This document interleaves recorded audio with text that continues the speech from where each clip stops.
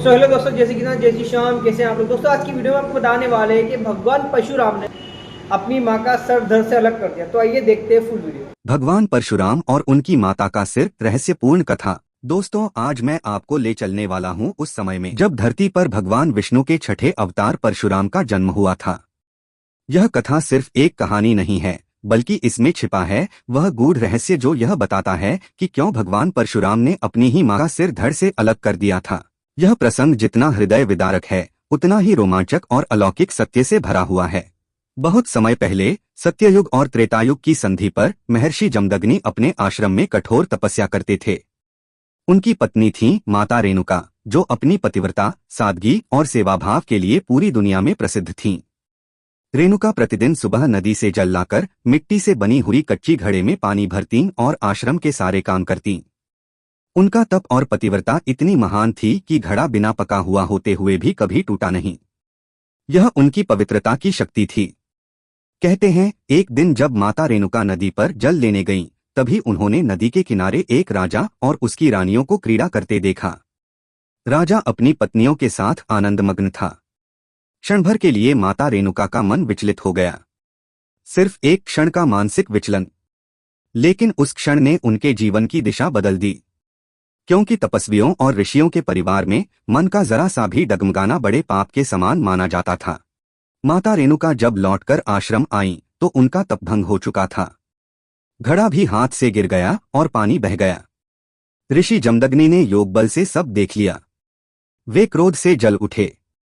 उन्होंने अपने पुत्रों को बुलाया और आदेश दिया, हे पुत्रों, तुम्हारी माता ने अपने पतिव्रत धर्म में क्षण भर का भी विचलन किया है, इसलिए वह अब इस शरीर की अधिकारी नहीं है।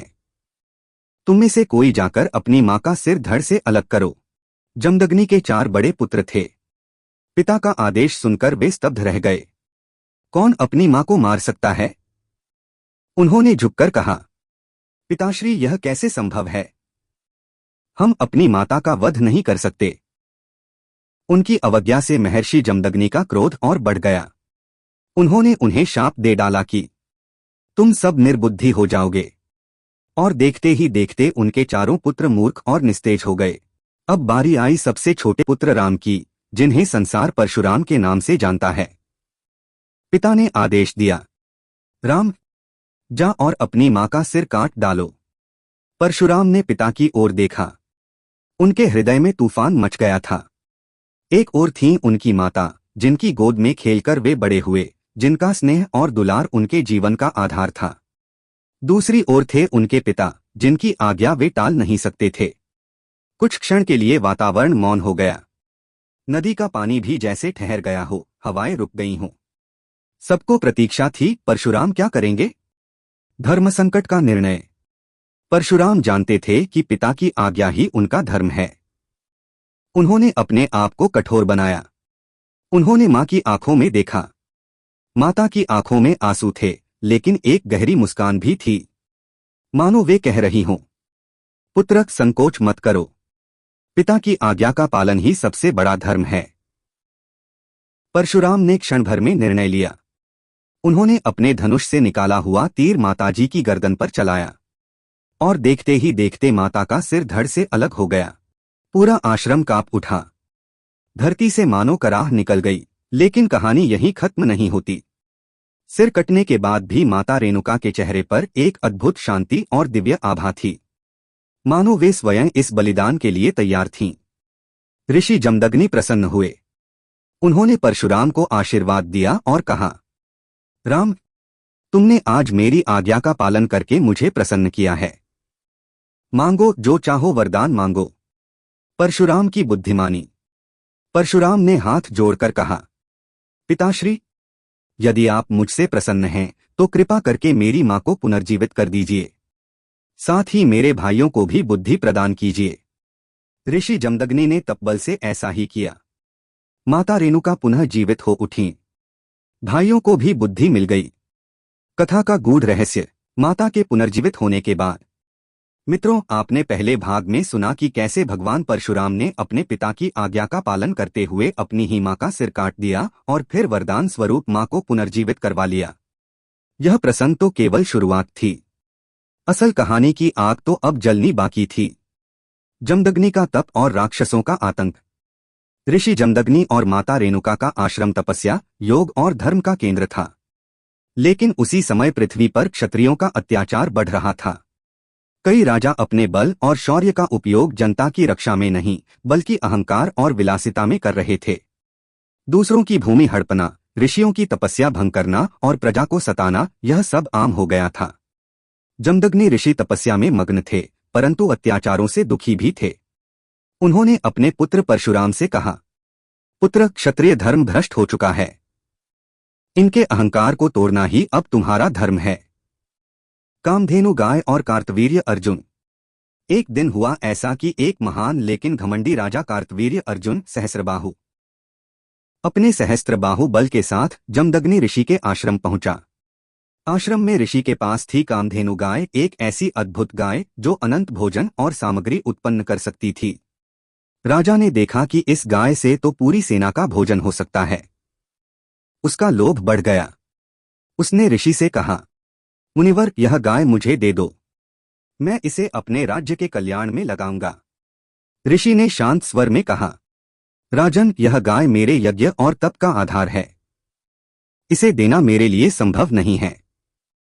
कार्तवीर्य अर्जुन को यह अस्वीकार स्वीकार नहीं हुआ।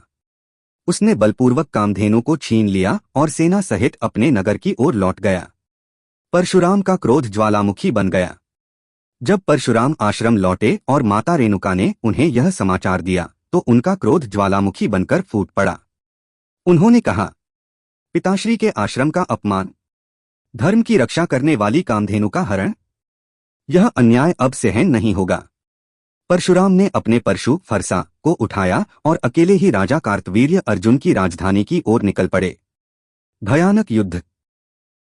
राजधानी पहुंचकर परशुराम ने अकेले ही सहस्त्रबाहु अर्जुन की विशाल सेना को ललकारा। तलवारें टकराईं, धनुष की टंकार गूंजी और रणभूमि रक्त से भीग गई। परशुराम एक एक वार में सैकड़ों योद्धाओं को धराशायी कर रहे थे। राजा अर्जुन ने स्वयं युद्धभूमि में प्रवेश किया। उसके हजारों हाथ थे और प्रत्येक में शस्त्र, लेकिन परशुराम के सामने उसका बल भी टिक न सका। परशुराम ने अपने परशु का प्रचंड प्रहार किया और कार्तवीर्य अर्जुन का अंत कर दिया। कामधेनु वापस ऋषि के आश्रम लौट आई। माता रेणुका का शोक और क्रोध। लेकिन यहीं से असली दुखद प्रसंग शुरू हुआ। कार्तवीर्य अर्जुन के पुत्र इस अपमान और वध से क्रोधित हो उठे। वे एक दिन तब आश्रम पर आए जब परशुराम वहां नहीं थे। उन्होंने प्रतिशोध में ऋषि जमदग्नि का वध कर दिया। माता रेणुका ने अपने पति का वध देखा। वे विलाप करती रहीं, चिल्लाती रहीं, परंतु राजकुमारों ने निर्दयता दिखाई और चले गए। जब परशुराम लौटे और उन्होंने अपनी माता को अश्रुधारा बहाते देखा, तब उन्हें पता चला, हे पुत्र, तुम्हारे पिता का वध हो गया। परशुराम का प्रतिज्ञा। परशुराम के नेत्र लाल हो उठे। उनका क्रोध आकाश तक पहुंच गया।